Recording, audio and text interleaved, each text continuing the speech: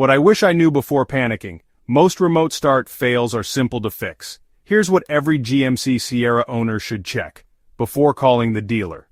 First, check if your Sierra is in park. Remote start won't work if it's in gear. Next, is your hood closed all the way?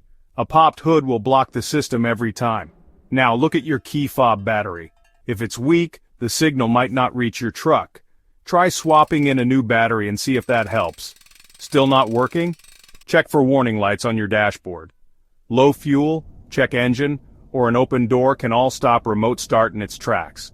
Also make sure you're not too far away. Most GMC remotes work up to about 200 feet.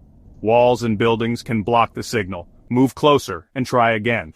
If all else fails, your truck's software might need an update, or there could be a deeper electrical issue. In that case, call your local GMC dealer for help. Quick recap: check park, close the hood, replace the fob battery, watch for dashboard warnings, move closer to your truck. Still stuck? Call a pro. Now you know. Save this checklist and get back on the road, fast.